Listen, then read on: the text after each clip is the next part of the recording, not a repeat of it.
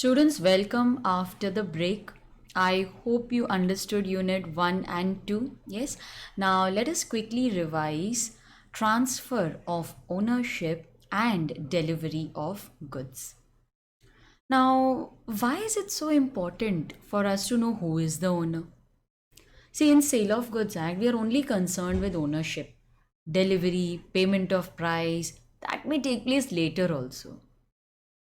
What is important for us is ownership. So meaning of ownership is also known as property in the goods.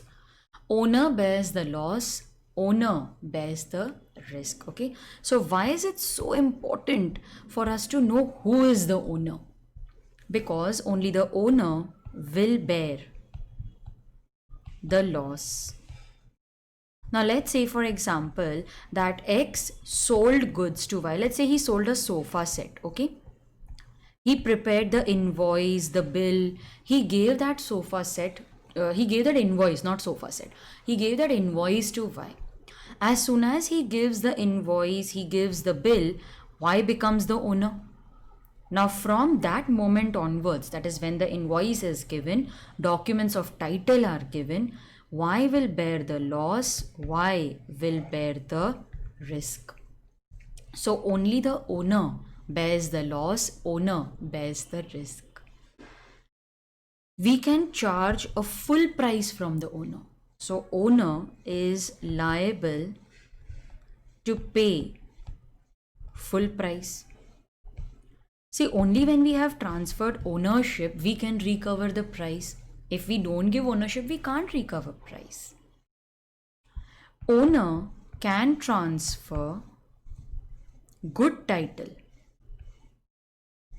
to third party.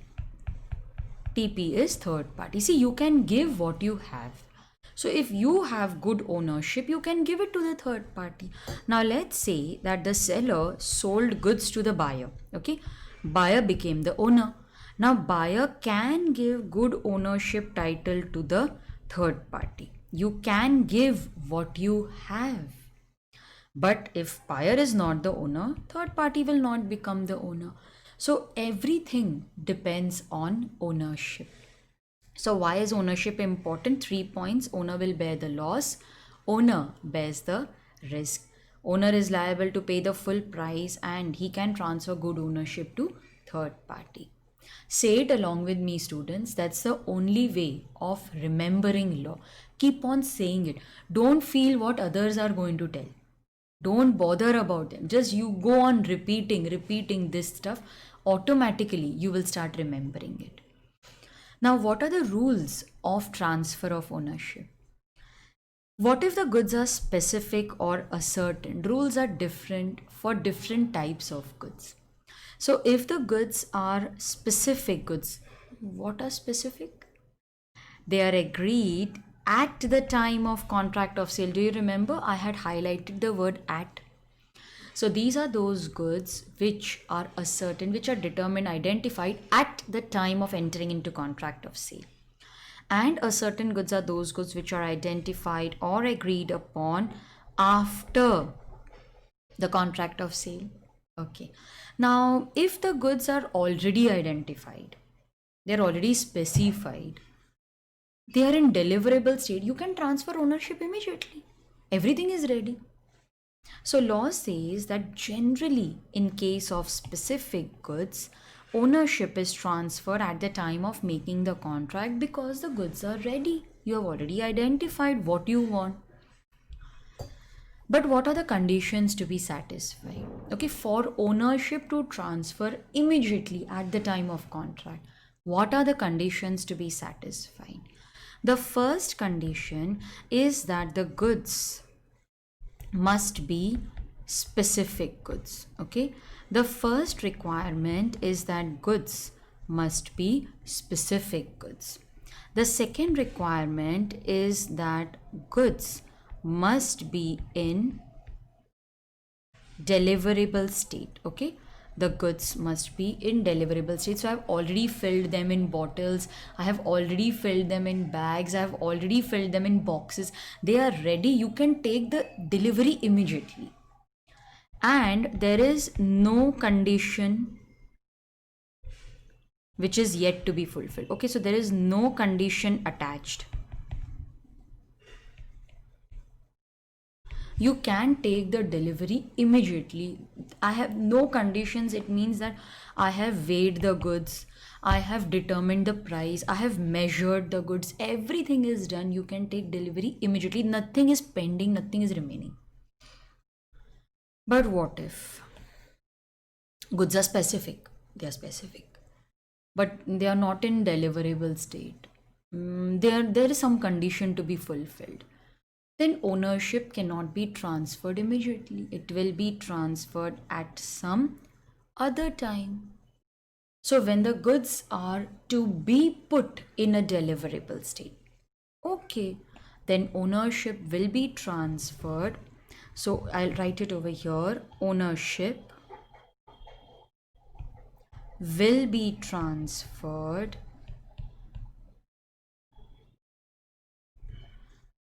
when the goods are put in deliverable state. But just putting them in deliverable state is not sufficient. One very, very important point is that buyer knows about it. This is very important. Goods should not just be in deliverable state. The buyer should know that the goods have been put in deliverable state. Only then ownership will be transferred to the buyer. What if we have put the goods in deliverable state but we have not informed the buyer? Then in that case, if we have not informed the buyer, can we ask him to bear the loss? He'll say, I was not even aware you have kept the goods for me. I will not bear the loss. So if we want the buyer to bear the loss, if we want the ownership to be transferred, we will have to inform him that, see, we have kept the goods ready for you. They are in deliverable state. Please come and collect it. Okay, the goods are in deliverable state now, but there is some condition to be satisfied. Like, the goods are to be measured, prices to be determined. Okay, then ownership will be transferred. Okay, so ownership will be transferred when the conditions are satisfied. Okay, but very important, very, very, very important, the buyer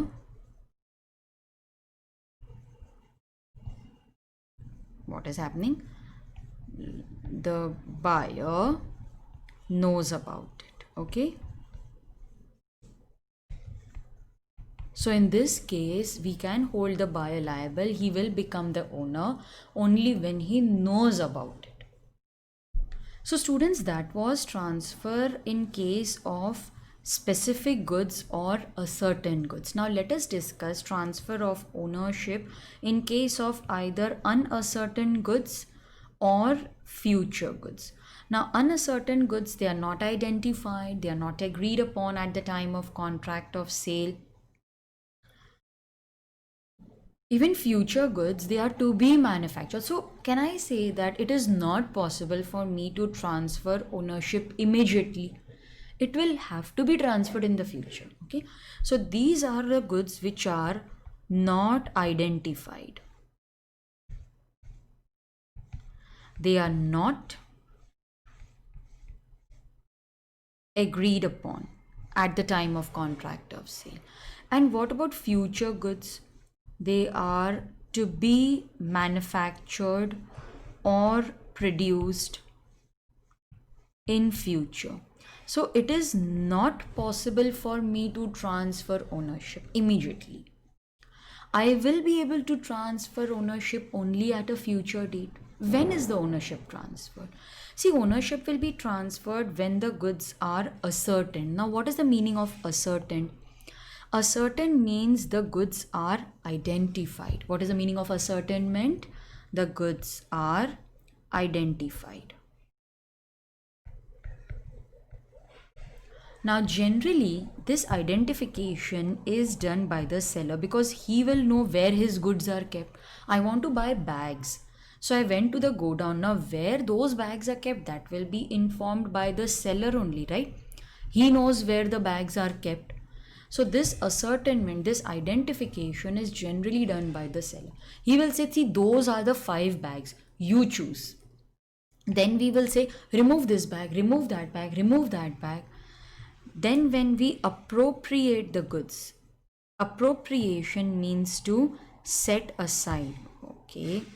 Appropriation means to set aside. Okay. I am keeping those goods aside. This is generally done mutually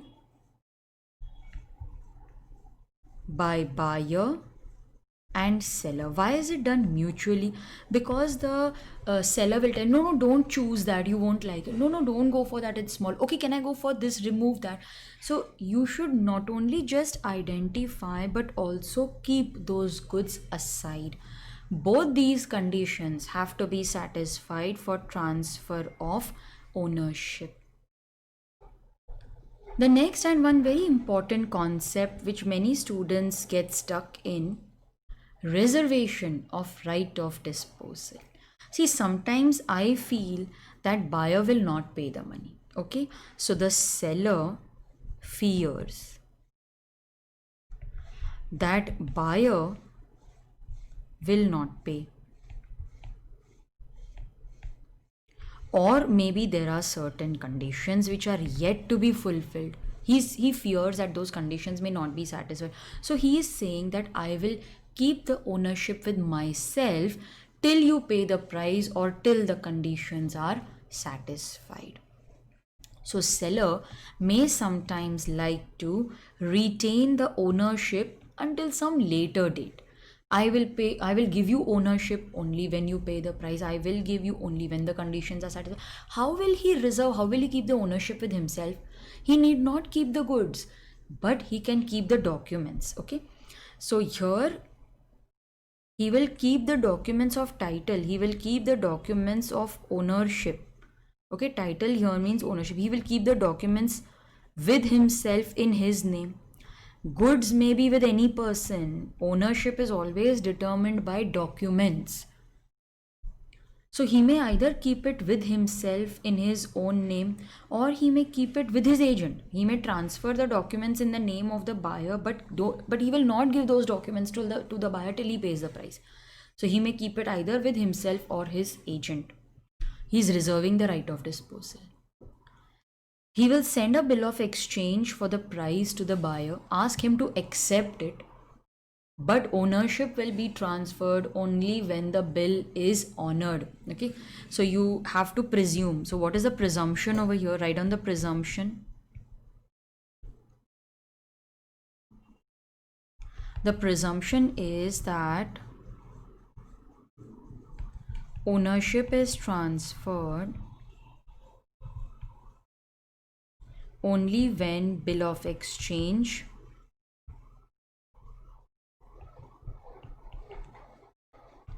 is honored. It means that we are preserving the right of disposal. We will transfer ownership only when you honor the bill. So students, please write this down. Just check whether your notes are complete.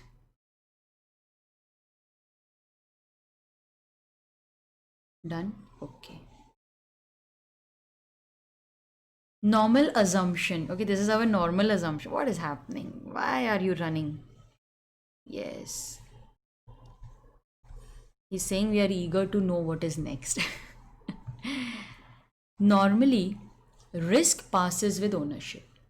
So what does it mean? It means that owner bears the risk. This is the basic principle. Okay, this is the basic principle. But there are certain exceptions. Under these exceptional cases, owner will not bear the risk. Like, say for example, there is an agreement between the parties that ownership will be with me, but you will bear the risk during transit. So there is an agreement that ownership will be with the seller, but risk will be borne by the buyer. That is their agreement. Okay, if there is an agreement, then sometimes the owner may not bear the risk.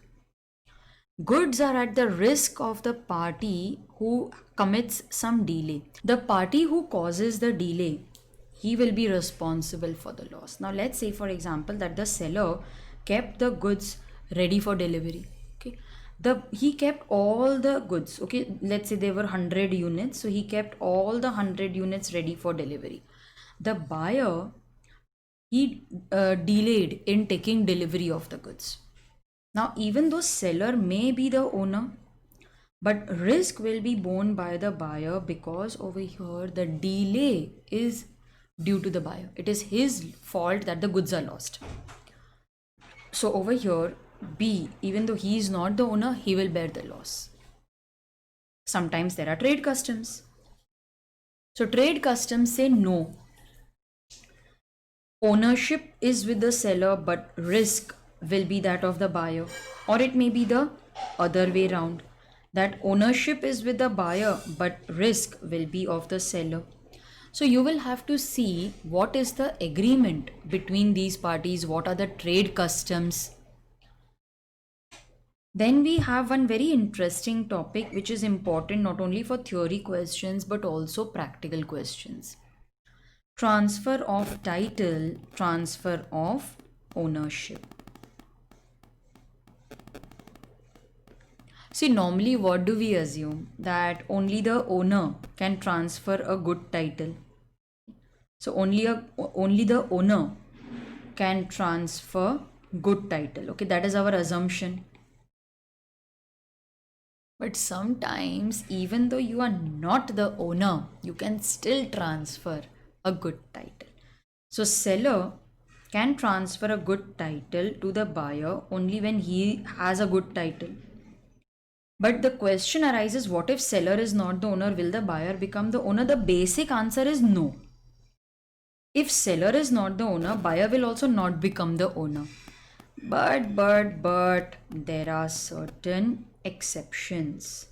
And under these exceptional cases, even though seller is not the owner, buyer will become the owner.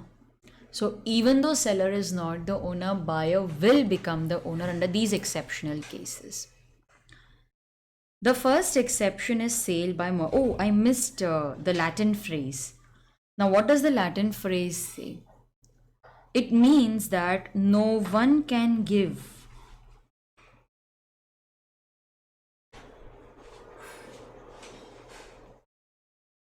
what he has not got.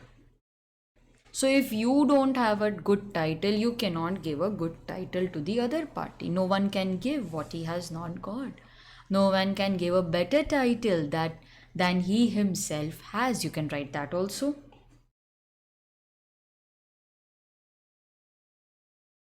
Uh-oh. Yes, I'll use the... So what can we write? We will say that no one can give a better title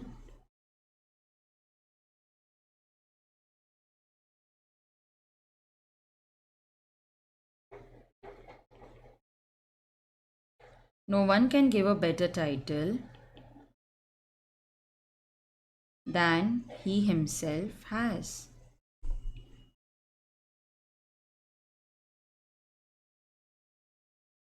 So if you don't have a good title, you cannot give. But under these exceptional cases, even though the seller is not the owner, buyer will become the owner. Students, I'm not discussing everything in detail because it'll be a very, very lengthy video then. Just remember the headings. In case of mercantile agent, even though agent is not the owner, sometimes he doesn't have authority, third party will get a good title. Sale by owner by estoppel, even though you are not the actual owner, you are still considered as the owner by estoppel. Sale by one of the joint owners. Normally joint owners will have to sell the goods together, but here even one single owner, a joint owner, can sell the goods sometimes if the conditions are satisfied. This is very, very important for exam students. I will discuss this. Sale by person in possession under a voidable contract. Now let's say, for example, that X by fraud obtained a necklace from Y. Okay, X by fraud obtained a necklace from Y. Now you know that this contract is voidable at Y's option. Yes, it is voidable at Y's option. Voidable means Y has two options: either treat the contract as valid or cancel the contract.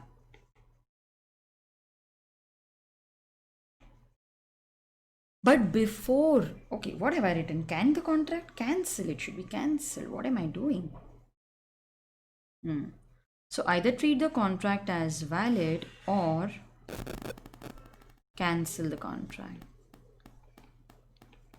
But before he could cancel the contract, X sold this necklace to Z, who bought it in good faith without knowing about the fraud.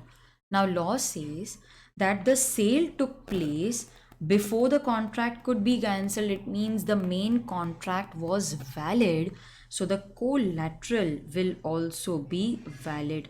Even though X is not the owner, Z will become the owner if certain conditions are satisfied. Okay, so over here he will become the owner.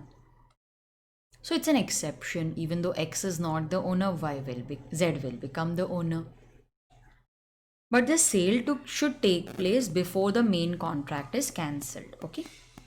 Next, sale by seller in possession after sale.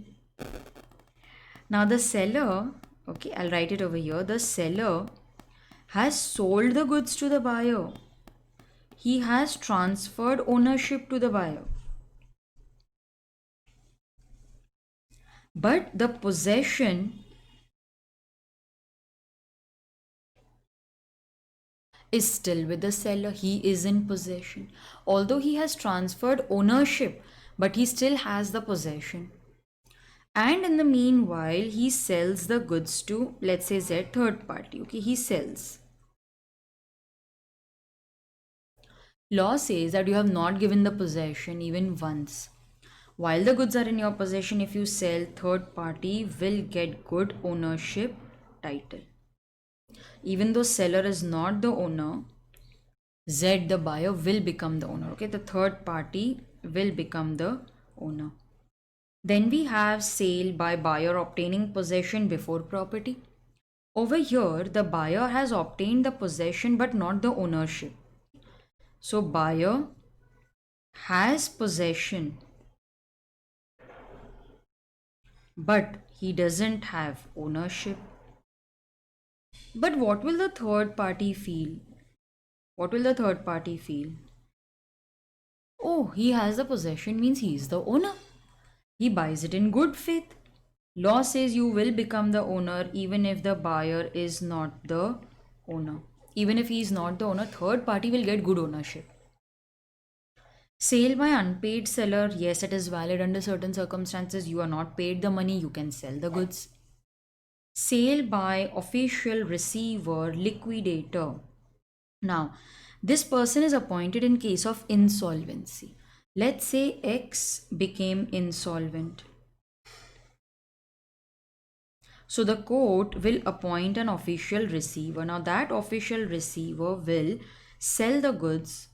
He will get money, and with this money he will pay off the liabilities. But official receiver, assignee, he is not the owner, right? Official receiver or assignee is not the owner. But even then, third party will become the owner, buyer will become the owner, because unless and until the official receiver does not sell the goods, how will he get money to pay off the debts? Purchaser of goods from finder. So under certain circumstances, finder can sell the goods. Yes, finder can sell. See, goods are perishable, owner is not found. How much more can we keep those goods? Sell it off. Then we have sale by pony or pledgee under certain circumstances. So in all these cases, even though the person is not the owner, still the sale is valid.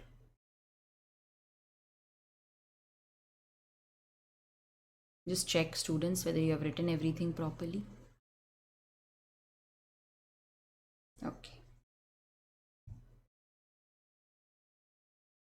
The next part of this unit is delivery of goods.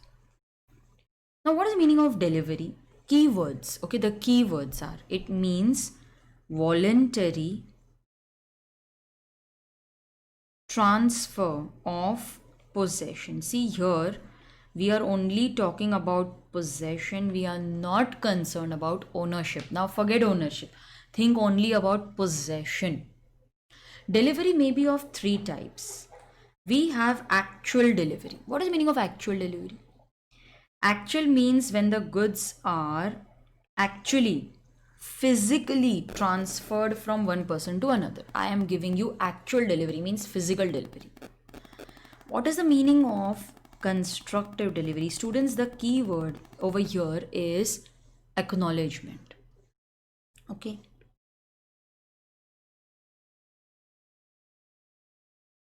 Now let's say that X has kept his goods in the godown of Y. Then he sells the goods to Z. Y gives him acknowledgement. Are listen.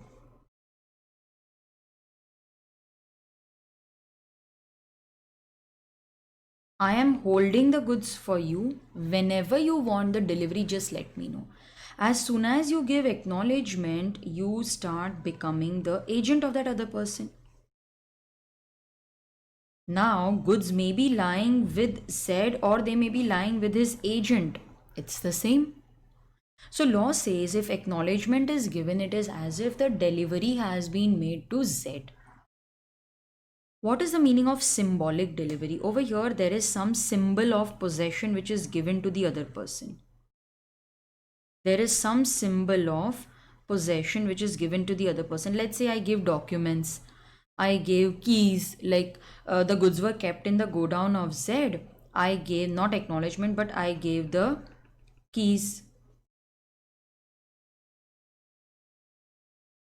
So keys are given, it's like delivery of goods. What are the rules of delivery? See, delivery has to be done as per the contract. But what is the effect of just part delivery? Like, the order was for 100 units. Okay, the order was for 100 units, but the seller is ready to give delivery of only 60 units. You have to see the intention, students, that is very important. See the intention. What is the intention?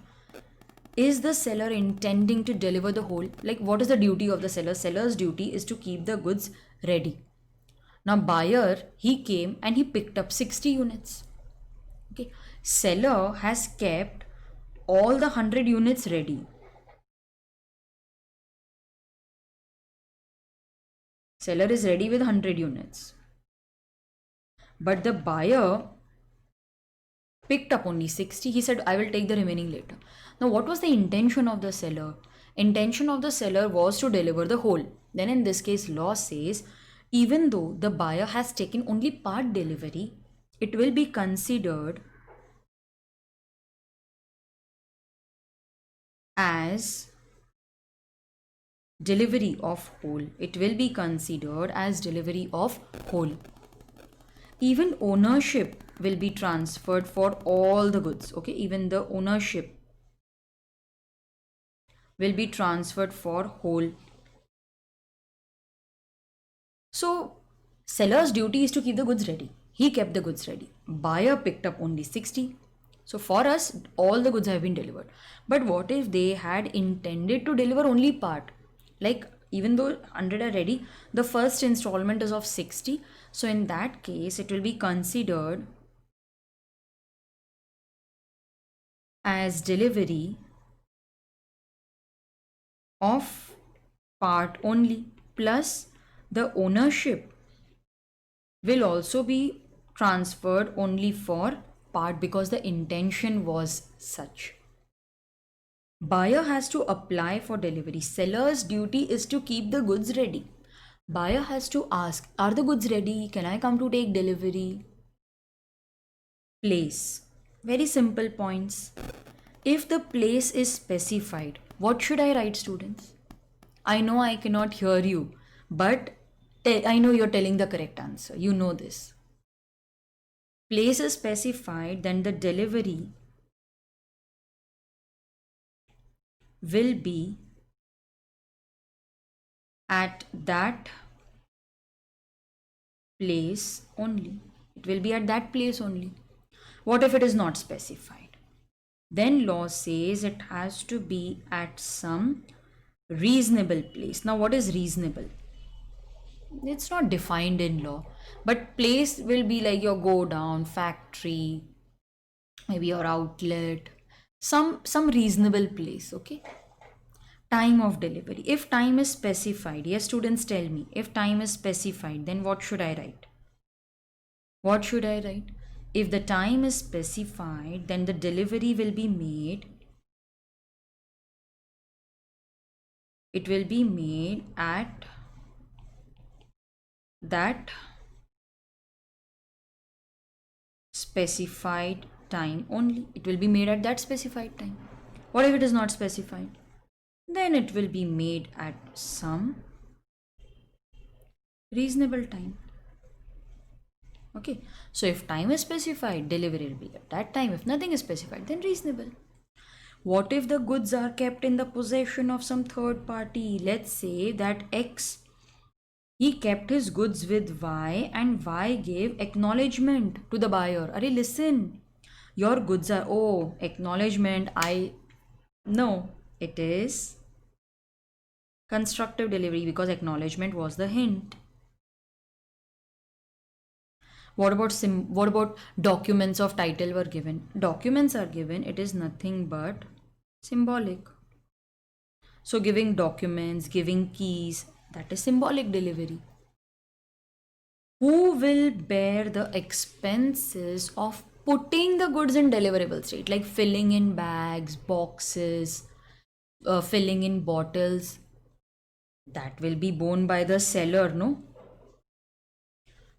You can't tell the buyer, these are the goods, you bring your own boxes, you bring your own bottles. The expenses of put, although we will recover it from the buyer later, but prima facie those expenses shall be borne by the seller. What if the order was for 100 units? Okay, the order, this is the order, it was for 100 units. Okay, order was for 100 units, but the seller gave some short delivery. Short delivery means, let's say he delivered only 60 units.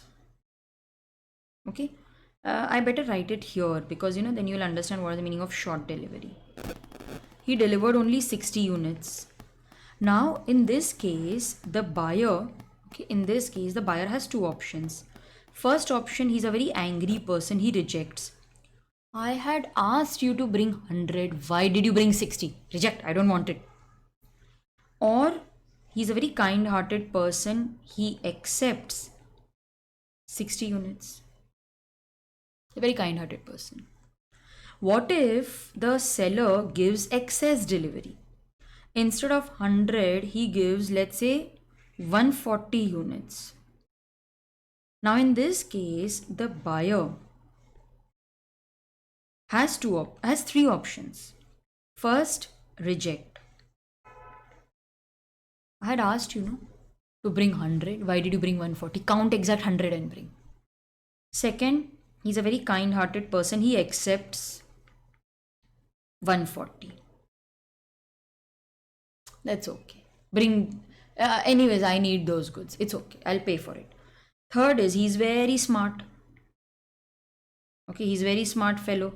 He will accept only 100 and he will reject, the 40 units. Okay, he will accept only 100, he will reject the 40 units. What if there is some mixed delivery? Now, mixing does not mean mixing of inferior with superior. Here, mixing means he is mixing, let's say, off white cloth with white cloth, mixing of small grain basmati with long grain. So, over here, the buyer, he has two options. One is he's a very angry fellow, he rejects. I don't want. I don't want anything. Or he's a very smart fellow. Okay, he will accept only white cloth, reject the rest. He will not accept all because he doesn't need off white cloth. So here he has two options. Students, one very important note which we have written over here and you also will highlight, that in case he rejects the whole quantity. Now the buyer has an option to reject. Yes, he is rejecting the entire quantity, doesn't mean that the contract has become void. The contract is subsisting. Subsisting means it is existing.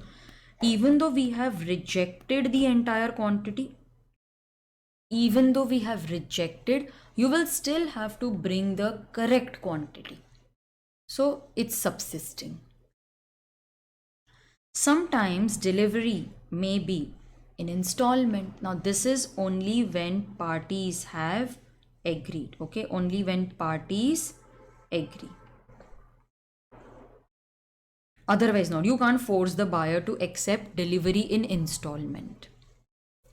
Delivery to carrier. Now the transportation, although sometimes you may feel that seller does it, but no. Seller's work is to keep the goods ready for delivery. The buyer has to apply for delivery. So the transporter, carrier is actually sent by the buyer. Sometimes because of heavy goods it is not possible. Then seller sends it, but he will charge the buyer.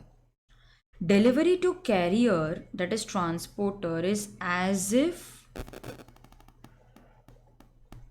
it is delivery to buyer because buyer will send the carrier.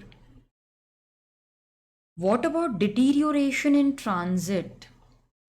Like sometimes water will evaporate, spirit that will evaporate, fruits, few will get decayed. This normal loss which we know it will happen will be borne by the buyer because we know it is going to happen. What about abnormal loss? That I don't know, that only the owner will bear. Abnormal is something which we have not anticipated, that the owner will bear. So students, just check whether you have written everything properly or not. I'll just pause the video for you. Just check whether delivery has been completely written in your workbook. Workbook should be complete because we are also preparing last minute revision notes. Very good.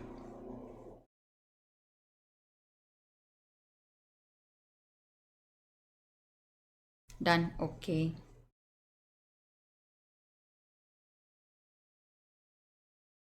Very nice.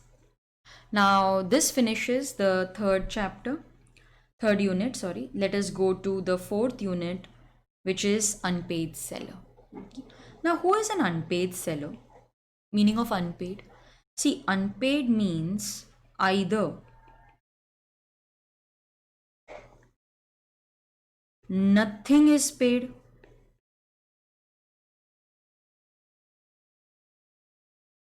either nothing is paid to the seller, or only part is paid and the other part is remaining. So if the seller has not received the whole price of the goods, he is unpaid. Now he has various rights. The first one is right against the goods, and he has rights against the buyer personally. Now let us go through rights against the goods. Right of lien. What is the meaning of lien? What is the meaning of lien? Lien means to retain. See, we can exercise right against the goods only when we are in the possession of goods. So if you are in possession of the goods and the buyer is not paying the money, seller can continue to retain the possession of goods till he is paid money. So lien means to retain. The seller can continue to retain if he has the goods. What are the conditions to be satisfied? The first condition is that there was credit period but the credit period is now over and the buyer has not paid money. Did you understand how I'm making notes? There is credit period, but that is over and buyer has not yet paid the money. We are unpaid. Luckily, goods are with us. We will not deliver the goods till he pays the money. Okay, what if there was no credit period? There was no credit period and the buyer has not paid the money. There is no credit period. You should have paid the money immediately. You have not paid. I am unpaid. I will retain the goods. Buyer is insolvent.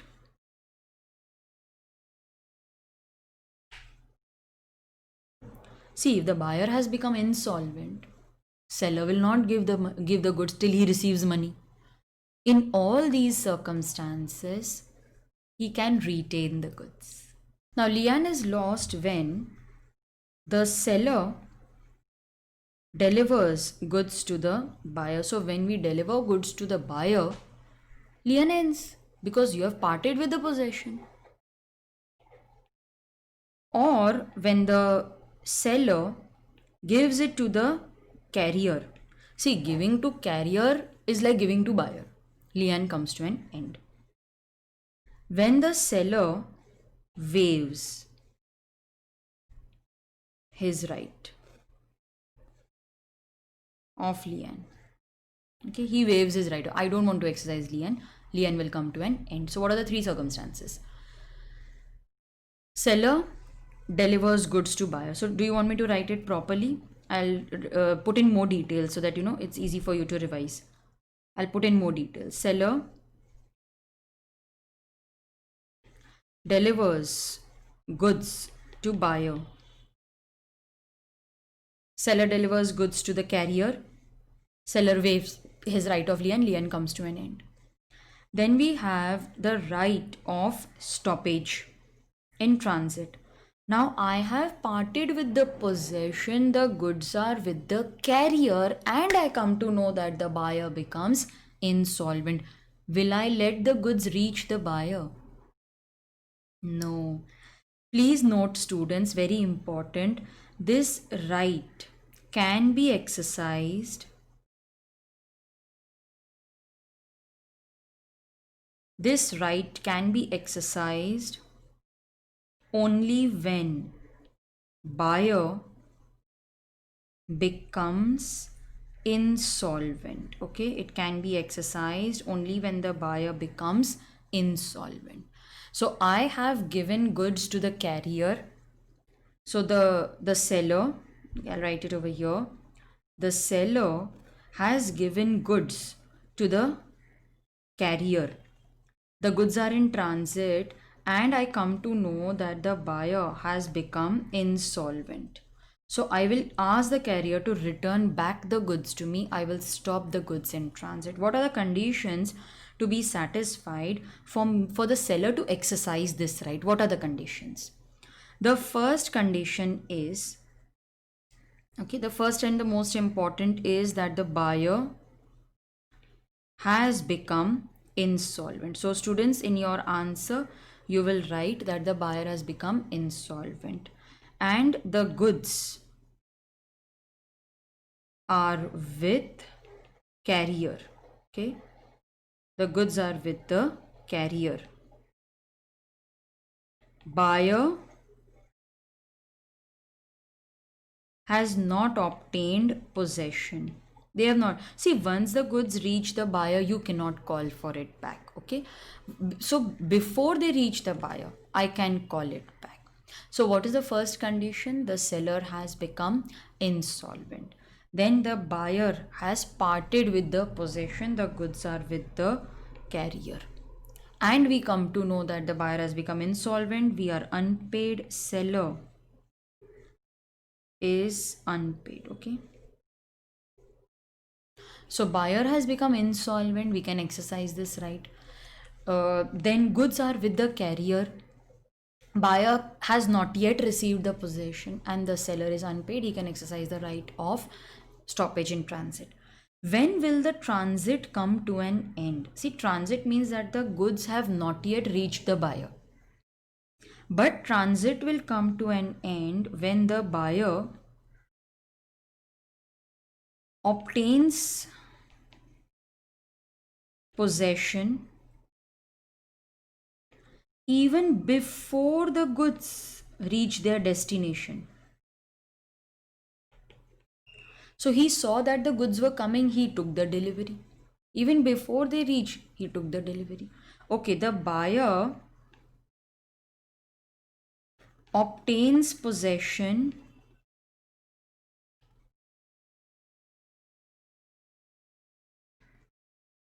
after the goods reach the destination. So he was waiting at the railway station, the goods reached the destination, and he took the delivery. So if the buyer takes delivery even before they reach the destination, or they take delivery after they reach, the transit comes to an end. You can't do anything now. If after the arrival the carrier gives acknowledgement,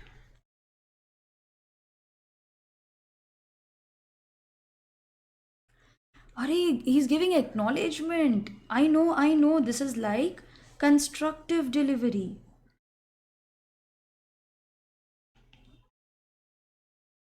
I know this. It's like constructive delivery. Yes, I have the goods. It's like goods are delivered to the buyer only. Or maybe the transporter, the carrier, wrongfully refuses delivery to buyer. He wrongfully refuses to give delivery of goods to the buyer. So in all these circumstances, transit will come to an end. If transit ends, right of stoppage will also end. Students, please check whether your notes are complete. Just check. I want your workbook to be up to date. I want you should not miss out on anything, so that this will be our last minute revision notes. We are not only revising, but we are also preparing last minute revision notes. Done? Okay. Check this. It's done.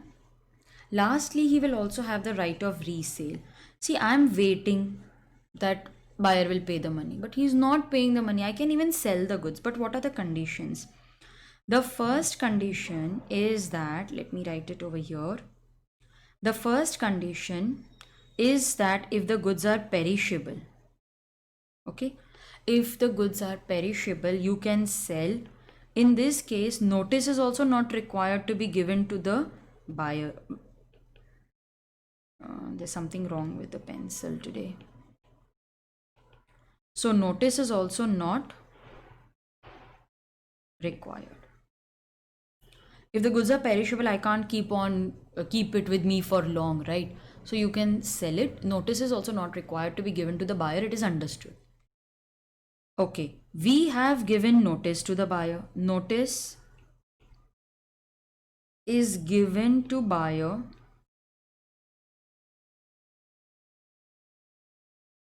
of seller's intention to sell. So we have given notice to the buyer that we intend to sell. Even then he is not paying money. Sell the goods. You have given him notice, right? Sell it.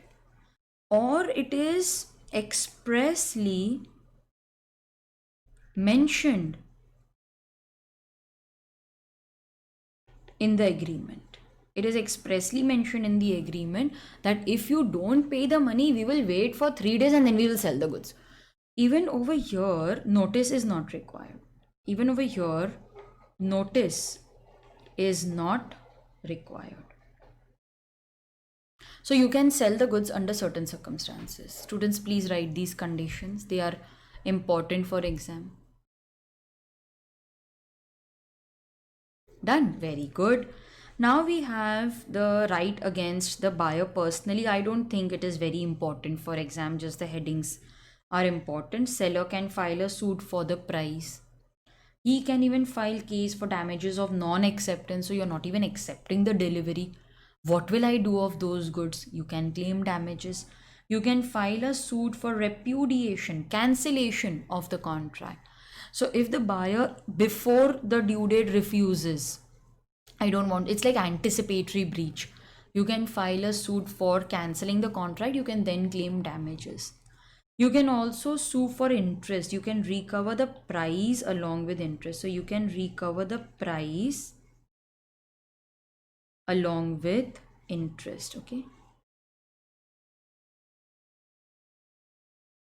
So we can recover the price along with interest.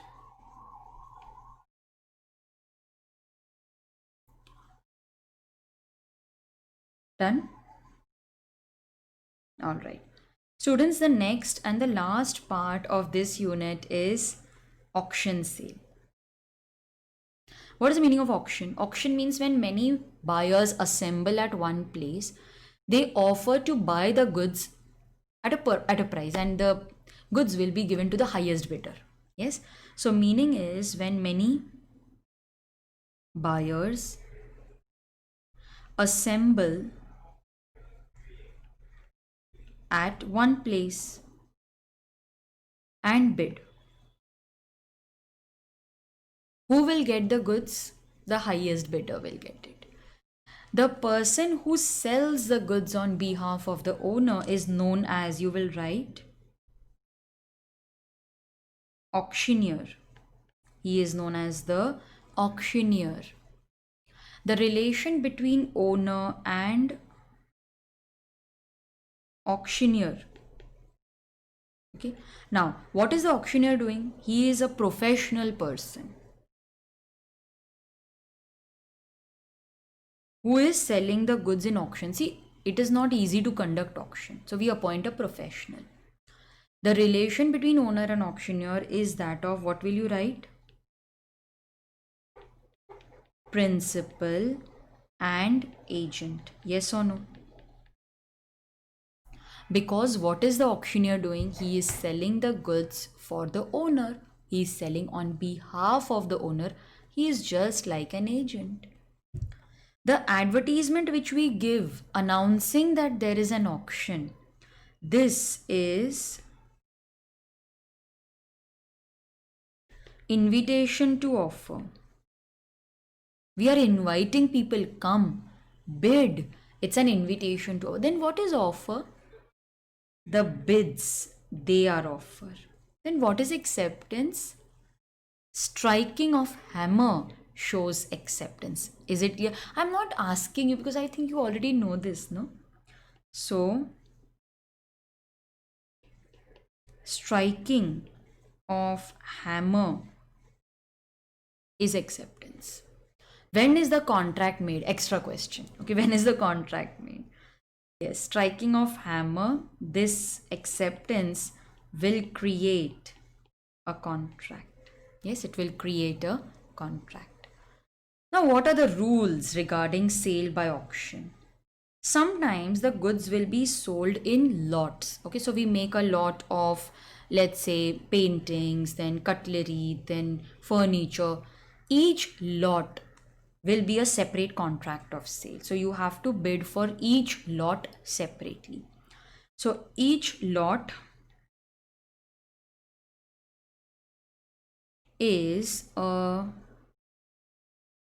separate contract. So you have to bid for each lot separately. Okay, each lot is separate. When is the sale complete? Tell me, students, when is the sale complete? That's so simple. You were so fast in answering. Sale is complete on fall of hammer. So can I say before the fall of hammer, before acceptance, I can withdraw my bid? Yes. So you can write it over here. You can, this is important for practical questions. Withdraw bid before fall of hammer. You can withdraw the bid before the fall of hammer. Sometimes the seller may reserve the right to bid. Yes, like I will say that even though I am the seller, but I want to appoint someone to bid on my behalf. Now, why will the seller do that? See, it's just to increase the price. Okay, but one such person known as puffer, he is allowed. Okay, so sometimes the seller may reserve the right to bid. So you want to bid, it's okay. We will appoint one person to bid on your behalf, but seller, you will have to give a notice to buyers. If you fail to inform that I have appointed a puffer, if the seller fails, then the contract is voidable at option of buyer. It's like fraud. You did not inform, no, you're appointing a puffer. This is like fraud. You have intentionally tried to increase the price. This is fraud. Okay, this is fraud. Next we have the reserve price, which is also known as the minimum price or upset price. Okay, it is also known as upset price because the bidding will start from that. It will start from that price. Okay, so this reserve price, also known as the upset price, is the minimum price from which, like you must have seen in IPL auction. So bidding will start from that price. What if the minimum price is 50,000? Someone said 5,000. Auctioneer said sold. Will that be valid? No, it's not the. It's less than the minimum price. It's not valid. Then we have knockout agreement. You want the goods, I also want the goods. If we both bid against each other, only one of us will get the goods. So we both enter into a knockout agreement that only one will bid. If they get the goods, they will share the goods later. So only one will bid. If they get the goods, they will share the goods later. If this is in good faith, it's valid. But if it is not in good faith, then it will be again voidable at the option of the buyer. Okay, so this has to be in good faith. So students, that was something about auction. Just check whether your notes are complete. Check your introduction. Done? Okay. The last part, and with this we will also come to an end of Sale of Goods Act. I'm so happy the way we are revising because I don't think you must have ever revised law in this manner. Write and practice, that is my motto. I want all of you watching this video to clear the CA Foundation exam in the first attempt, and I guarantee the efforts that you are putting, the time that you are investing will all be worthwhile. Students, mark my words, you will remember me a lot during exam. Now, you must have seen in contracts that the price which is mentioned is price plus taxes. Yes, many a times we see that price plus taxes. Now, sometimes they may keep the tax amount fixed. That okay, this will be, if the tax is fixed, okay, then we cannot help it. It will be at 5% tax. Okay, at 5% tax. But generally people don't do this. It is always price plus taxes as applicable. Okay, normally it is this, as applicable. So if it is as applicable and the taxes increase, what if the taxes increase? Then the price will also increase. See, normally who will bear this tax? No, so people don't want to bear this tax, so they sometimes enter into an agreement. If there is an agreement, then yes, taxes may remain fixed. But then if the taxes increase, then the price will also increase. If the taxes decrease, then the price will also decrease. Oh. All right. So parties can readjust the price if they are if there is increase or decrease in the amount of taxes, but the buyer will have to pay an increased price when the taxes increase, and he will derive a benefit if the taxes are reduced. So you can always say, no, no, we don't want to do that, we want to fix it. Everything depends on the agreement. My dear students, okay, my dear students, we have reached an end of Sale of Goods Act. Did you realize? Did you realize we revised everything so beautifully? I'm so happy that you chose to revise law in this manner. This is the right choice, and from now onwards, you will make right choices only. I'm so proud of you. I'm so proud of the effort that you took in sitting, listening to the entire revision, taking down notes with me. This effort will definitely give you results. So, this prayas, this effort of ours is going to help us a lot during exam. Students, with this we have come to an end of Sale of Goods Act, but don't worry, because we have more revision lectures lined up. Next we are going to start with the Companies Act.